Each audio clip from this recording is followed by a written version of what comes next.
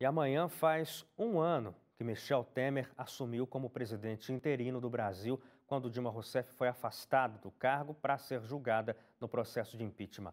A gente acompanha agora uma reportagem que faz um balanço de como foram esses 12 primeiros meses da gestão Temer.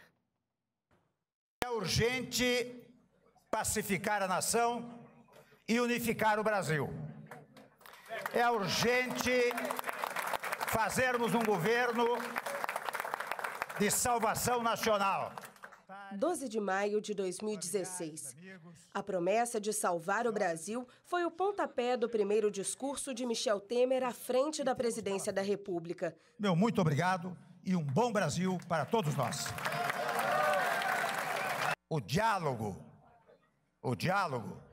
é o primeiro passo para enfrentarmos os desafios para avançar e garantir a retomada do crescimento. E foi baseado no diálogo que Michel Temer começou a presidir o Brasil.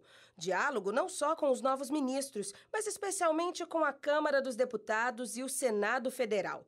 A base governista, antes oposição, acabou se tornando maioria nas duas casas, facilitando ainda mais a relação entre os poderes executivo e legislativo. E uma das grandes vitórias da nova equipe de Temer aconteceu antes que 2016 acabasse. Foi a aprovação da PEC do teto de gastos, o texto que limita os gastos do governo por 20 anos. Ainda na área da economia, foi nesse primeiro ano de Michel Temer que os altos juros, que passavam dos 14% no governo Dilma, voltaram a cair e atingiram em abril deste ano a marca de 11,25%. Outra taxa foi bem reduzida, a temida inflação. E segundo o Banco Central, é bem possível que o país atinja a meta central deste ano, que não é alcançada desde 2009. Mas mesmo com essa expectativa de que os preços continuem caindo, o consumidor não tem sentido a diferença no orçamento. O nosso dia a dia, que é ir no supermercado, fazer as nossas compras, isso a gente não sentiu diferenças.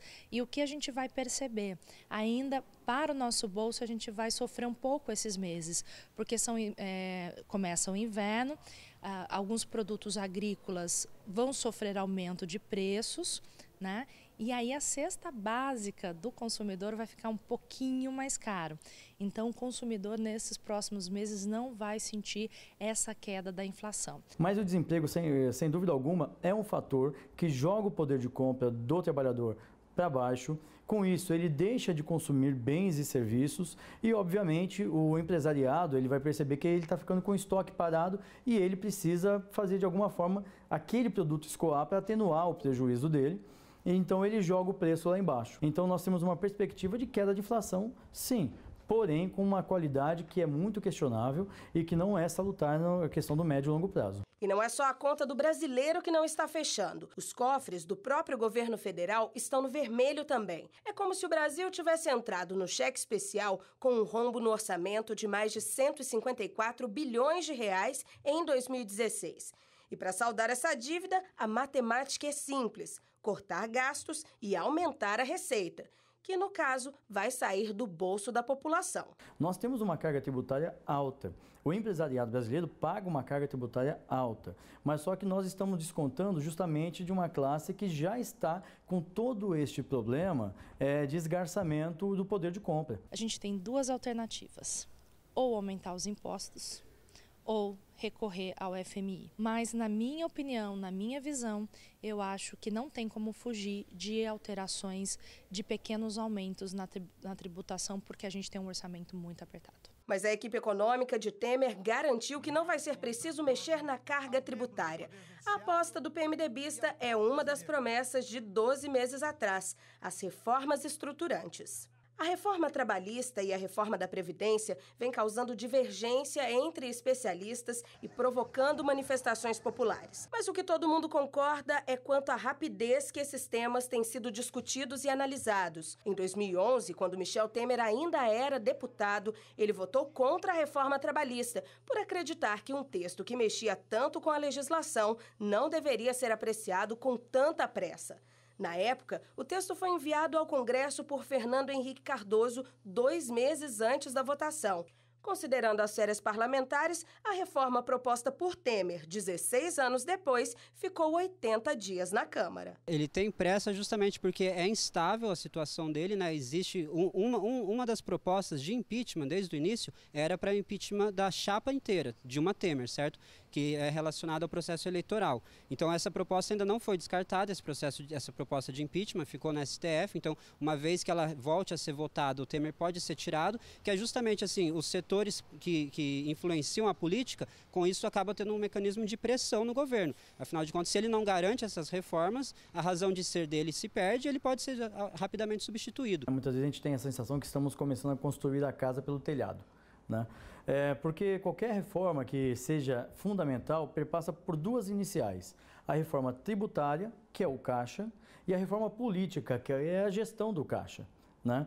Para daí, então, nós começarmos a pensar nas outras reformas estruturantes, associando o nosso passado, o nosso presente e o que queremos para o futuro, pensando nas nossas gerações e de forma gradual apresentar essas soluções. Mas se a opinião dos parlamentares parece pressionar o presidente, a da população não parece afetar as bases sólidas do Palácio do Planalto. Uma pesquisa do Datafolha apontou que 61% dos brasileiros estão insatisfeitos com a gestão Temer.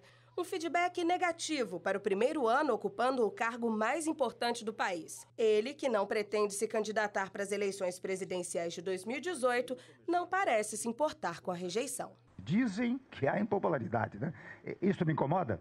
Não, digamos assim, é desagradável, mas não me incomoda para governar. Para governar, alguém até disse, né, há poucos dias, olha, a popularidade é uma jaula. Aproveitem a impopularidade para fazer aquilo que o Brasil precisa. E é o que eu estou fazendo.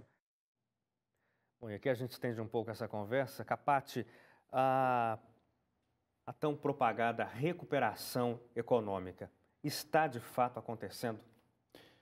E está de uma forma muito lenta, né? Considerando que, vamos dizer, toda a expectativa inicial, ela vem ocorrendo com muita dificuldade, né? Eu diria até, vamos dizer, com relação à inflação, né? Uhum. Isso, como o professor Retamiro ali citou, existe, na verdade, uma retenção, né? Em termos de preços, o que é óbvio para poder vender mais, né?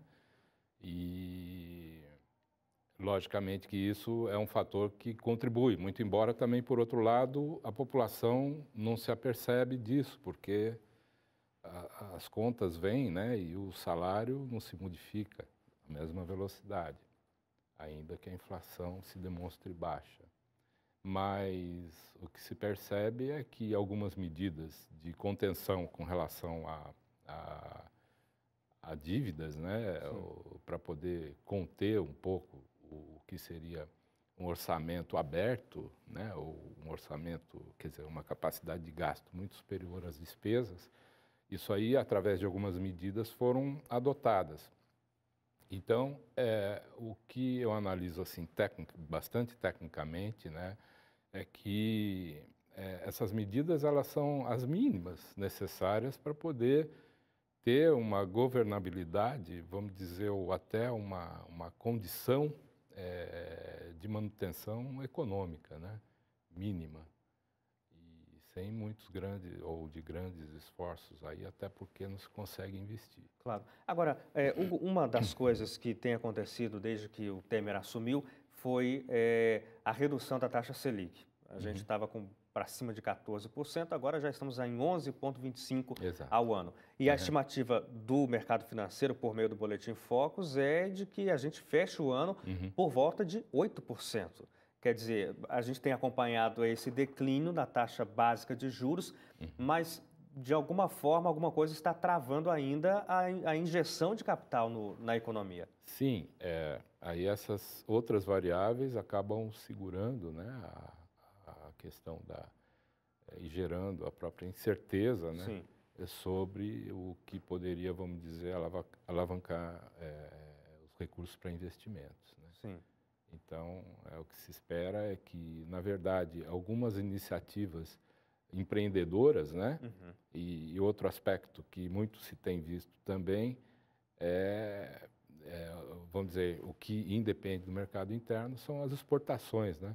Então, o que algumas empresas veem é de forma crescente nos últimos tempos. Isso é uma coisa interessante.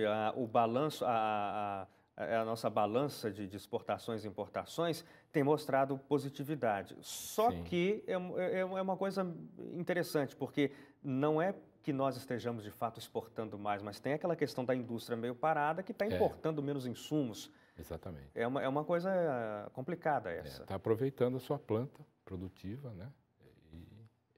Vamos dizer, através da exportação, considerando o mercado interno, uma redução aí, né? Sim. Vamos dizer que veio vindo e que se traduz em estoque de horas, ou não, né? Ou e não. é o que afeta o emprego. Claro.